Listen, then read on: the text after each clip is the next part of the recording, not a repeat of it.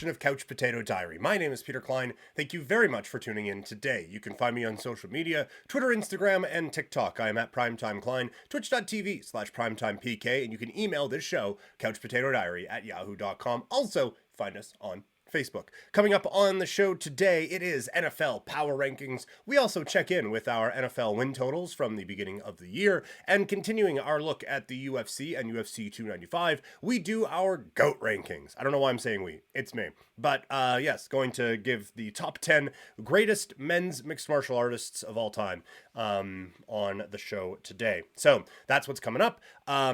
Thank you for tuning in. Like I said at the beginning of the week, this week's going to be a little bit different with a few more kind of evergreeny type things. But hopefully you've enjoyed it all so far, and we're going to continue rolling today with NFL Power Rankings.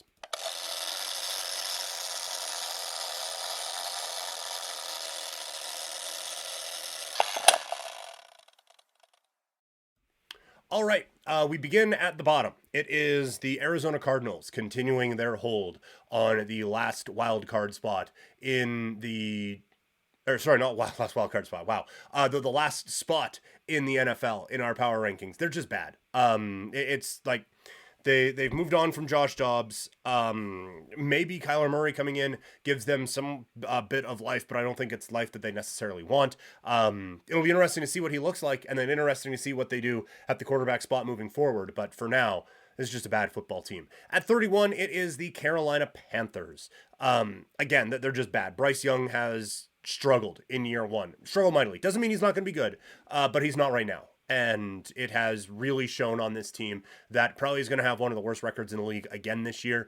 They don't have their first round pick this upcoming season, but I don't think, like a lot of people are saying, oh, well, they have no motivation to be bad. I don't think they need the motivation. I think they're doing it just fine on their own selves. It's been rough watching this team. It's been really, really difficult. And it's so very clear that this is a team that has a number of holes that they need to fill moving forward. At 30, it's the Green Bay Packers. Jordan Love has continually proven that he is not it. The rest of these receivers have not stepped up in ways that I thought they would this season, and the defense has just been okay. All of that leads to a very bad season out in Green Bay.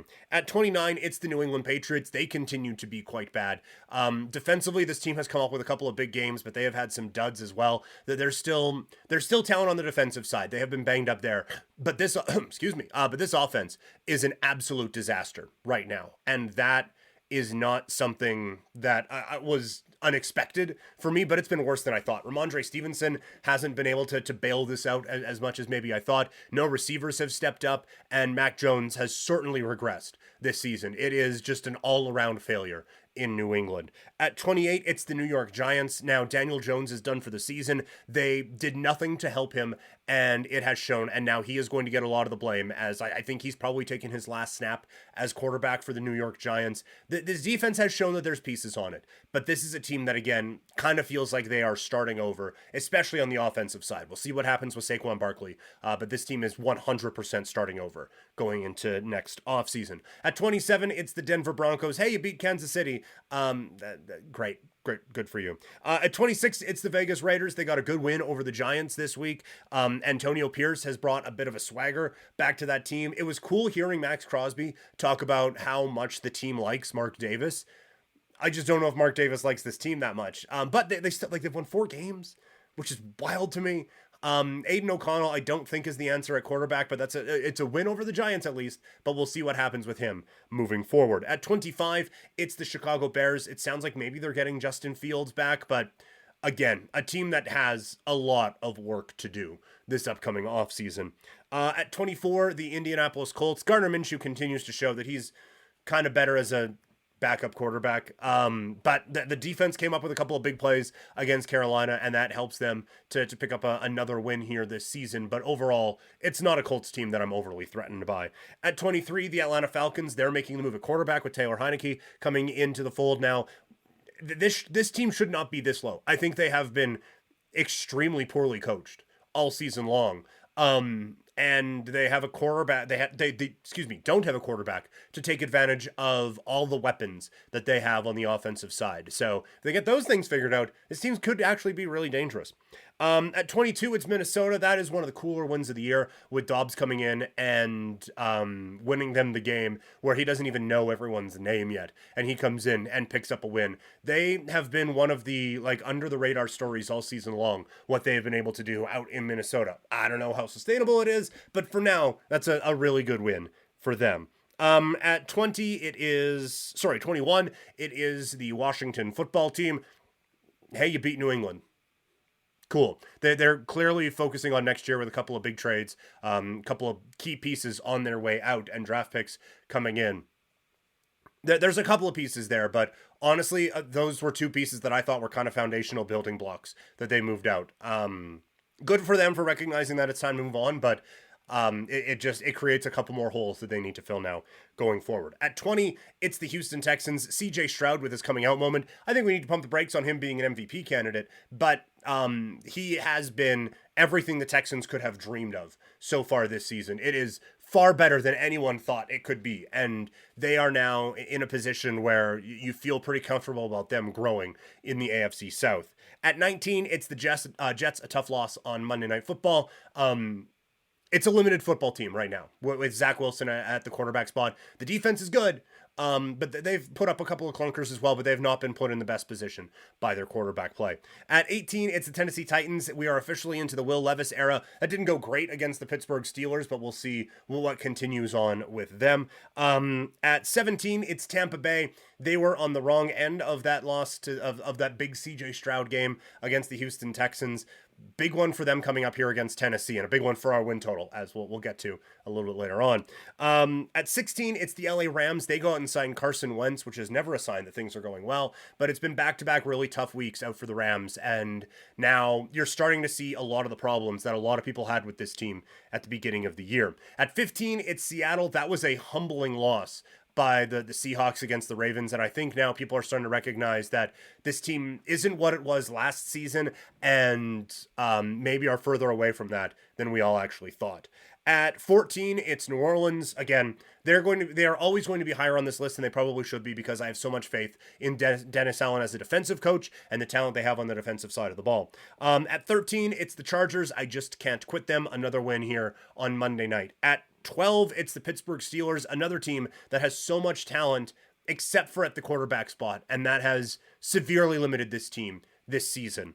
But I mean, look, they're top 12 team. That defense is really, really scary good so far this year. At 11, it's Cleveland. They beat up on a bad team this week. The quarterback situation there is never not weird, but that defense has now come to play more often than it hasn't. I don't know about the historic defense that people were hyping up about, but there's a lot of talent on this team. At 10, it is Jacksonville. They have really solidified themselves as the top team in the AFC South. At 9, the Detroit Lions. Again, not as high as other people would be on them, but I need them to beat more quality opposition before I can move them up. A big fall this week for the Buffalo Bills, who drop out of the top tier. They are in the 8th slot after a loss to the Cincinnati Bengals. This kind of just feels like an average team with an above-average quarterback. That's basically what Buffalo feels like right now. We've talked for a couple of weeks about how this team, as a championship contender, is an absolute fraud. So we'll see what they do going forward. But right now, this ain't a title team. This ain't a top tier team in the NFL. At 7, it's the Miami Dolphins. Again, I kind of think that I was a bit too high on them.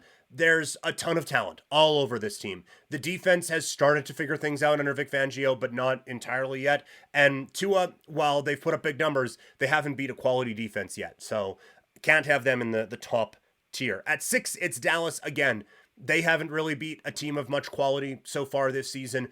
They have talent, and it kind of seemed like they outplayed Philly for a bit of that game, but lack of execution at the end comes back to bite them. At 5, it's the Cincinnati Bengals. I'm all the way back in on the Bengals. That this is probably way too high considering the resume, but I'm all the way back in on this team being a legitimate title threat in the AFC and in the NFL in general. At 4, it's Kansas City. I just can't put them as number one until I see this offense really do it again. Because they got the win, but that was an ugly second half by Kansas City against Miami out in Germany. At 3, the San Francisco 49ers coming off of a bye. At 2, Baltimore has had 2 absolutely dominant victories over teams that people thought were kind of for real. So I have to put them up high. But at number 1, they continue to just get the job done, and I don't even think they've come close to peaking yet. It's the Philadelphia Eagles. They are, in my opinion, the most consistent and the top team in the NFL through week 9. So those are your power rankings in the NFL for this week.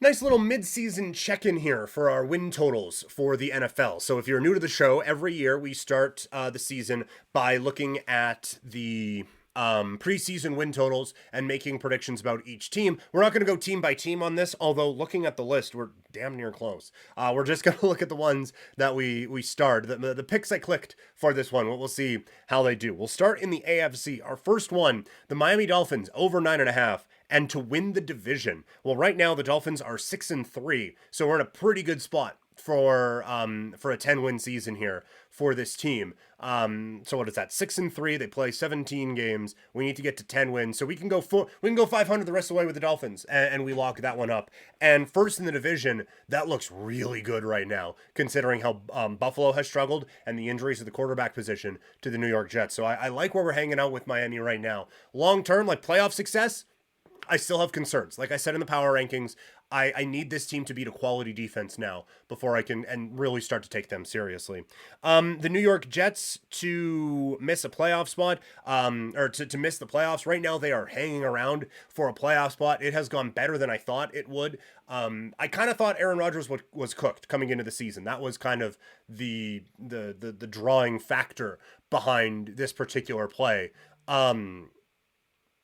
That showed up in a way I wasn't necessarily expecting, but I do think that they'll still miss. I just think there are 7 more talented teams in the AFC than them, so I feel okay about that. Baltimore over 10.5, and to win the division, over 10.5 looks solid. They're 7-2 right now, so I think we can get 4 more wins the rest of the way. Again, we basically just need to go 500 with this team, and we are set. First in the division, I am a little worried about the Bengals coming on strong here at the end, but we're in a good spot there right now. Tennessee over 7.5, and to win the division. This was me betting against Jacksonville, and that's not even fair, actually. Although the next one is Jacksonville to miss the playoffs. That one's definitely not going to happen. We can just scratch that one off right now. They're first in the division and 6-2. But we have the Titans here over 7.5, so they have to get to 8 wins. They are 3-5 right now, so they have to go 5-2 the rest of the way. Does that make sense? 5-2. No, that puts them at 8-7. So 5-4 the rest of the way. So we can still get there with Will Levis at the quarterback. A lot of this thought was this was an 8-3 team last year, and then everyone got hurt. The problem is this year, everyone's hurt again. Specifically the quarterback. The defense has not been good, and the offense has not progressed at all. So now we're at the backup quarterback, young backup quarterback, promising backup quarterback. So we'll see what happens with that situation there. Like I said, we're skipping over Jacksonville. That one is just going to be a miss. I just thought there were too many good teams in the AFC, and I didn't think this team would win the division. So there. Houston under 6.5 wins. Boy, that's looking tough. They're 4-4. CJ Stroud's coming on strong. That one might not be it. That they were one of the teams, because one of my mantras is beat up bad teams. I thought Houston was a bad team, and they're not. They're not a good team, but they're fine right now. The LA Chargers over 9.5 wins. They're 4-4 right now. God, they have the talent to be. This is insane that we're sweating out over 9.5 for the LA Chargers. They're too talented to be in this spot, or are they? Maybe we should stop buying the hype on them. Denver under 8.5 wins. They're at 3-5. They got a couple of stinker wins that are going to be really frustrating for that at the end of the year. This feels like one that we're going to be sweating out toward the end. That's really going to be annoying to me. The Vegas Raiders under 8.5. They're 4-5. I can't believe what has gone on win-wise with the Raiders. They've all basically been ugly wins aside from this one against the Giants. I can't believe we're going to either sweat this one out or just miss it altogether. Moving into the NFC, we have the Eagles to win the Super Bowl. I mean, I have them as the number 1 power rank team, so They're in a pretty good spot for that, I suppose. We have Green Bay over 7.5 and to win the division. I really thought the young receivers would take a step forward this year, and Jordan Love has not allowed that. Now, Aaron Jones being banged up hasn't helped. They've had injuries on the offensive line, but Jordan Love just very clearly isn't it. So a lot of this was not buying the Detroit hype 100%. And again, Detroit, we had under 9.5 and missing the playoffs. That's just going to be a miss.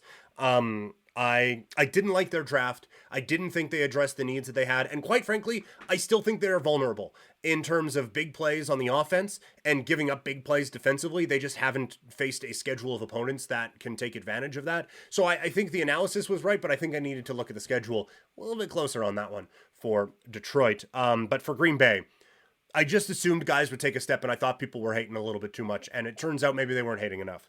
Tampa Bay over 6.5 and to win the division. That division feels kind of out of reach with New Orleans and Atlanta playing a bit better football. But Tampa Bay over 6.5 to get to 7 wins. We just need 4. We just need 4. We can get there, I think, with this Tampa Bay football team. So I'm feeling okay about that spot going forward. But the analysis here, I think, was correct. People were a bit too down on the Tampa Bay Buccaneers. They have been fine so far this season.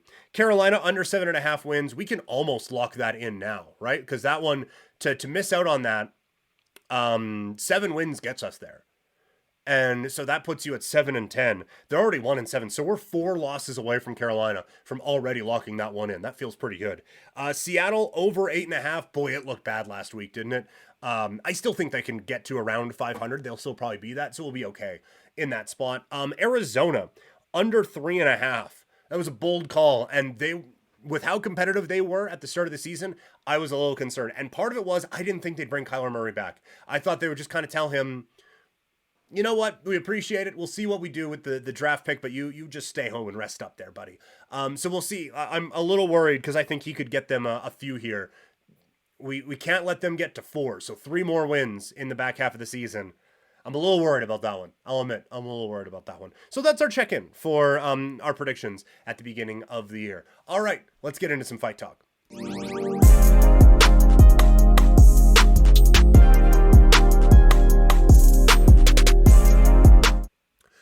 All right, UFC 295 is this weekend. One of the greatest of all time in men's mixed martial arts was supposed to be on this card. He is not, but where does he stack up in the all-time greats of men's mixed martial arts? Let's look at it now. The official unveiling of the all-time pound-for-pound rankings of men's mixed martial arts. Coming in at number 10, I have Alex Volkanovski. I think he has done enough resume-wise to earn a spot on here. He's probably a little bit lower. He would have rocketed up with a win in either of those fights against Islam Makhachev. It just didn't happen for him. I still think it can. He is one of the most talented fighters we have ever seen, and so he had to be on this list for me. At number 9, it's Jose Aldo. People forget just how dominant this man was. He's a title challenger in at least 2 different weight classes and one of the greatest all time in one, so I think he just had to be on this list. Aldo coming in at 9. He did lose to someone, though, rather famously. And so at 8, I do have Conor McGregor. He is a multiple division weight class, multiple division champion. I've had trouble with that the last couple of days. He wins the title and runs kind of a thing. And that gets a little bit frustrating. And so while he has been one of the biggest stars in the history of the sport, I don't think he has the resume to go up any higher on an all-time pound-for-pound list than at number 8. At number 7, one of the ones that people have forgot, it's Demetrius Johnson. Single-handedly saving a division for a while there, and now because he was a bit on the outs of the UFC, people forget just how dominant that title run was for Demetrius Johnson. He was so much better than everyone in his weight class at that time. I think you have to credit him for that. I think eventually he moves down this list quite a bit, but for now, I have him at number 7. At 6, it's Khabib Nurmagomedov, the most dominant lightweight of all time. And there is absolutely no denying that. He goes out on top, undefeated, with dominant performance after dominant performance. The other guys ahead of him, all had success, with one exception, all had success at multiple weight classes. So that is what kind of keeps him down, in my books. At 5, it's Daniel Cormier, heavyweight champion of the world, light heavyweight champion of the world, and some of the best wins that you will find in the history of the sport. Just one guy who got to him, and that was John Jones, and one guy keeping him from being up there. But he beats the best heavyweight of all time in the UFC, in Stipe Miocic. Some big light heavyweight wins when that division was still very good. So he has certainly, I think, earned his spot amongst some of the greatest of all time. At 4, it's Fedor. The first GOAT of mixed martial arts, one of the true dominant heavyweights in this sport, doing it all outside of the UFC banner. So again, someone who I think will probably be forgotten as time goes along. But there was, at a time where mixed martial arts heavyweight was at its best, he was better than everyone and so far ahead of everyone. It was dominance personified, and he has to be on this list and has to be on the Mount Rushmore. He's at 4. At 3, it is Anderson Silva.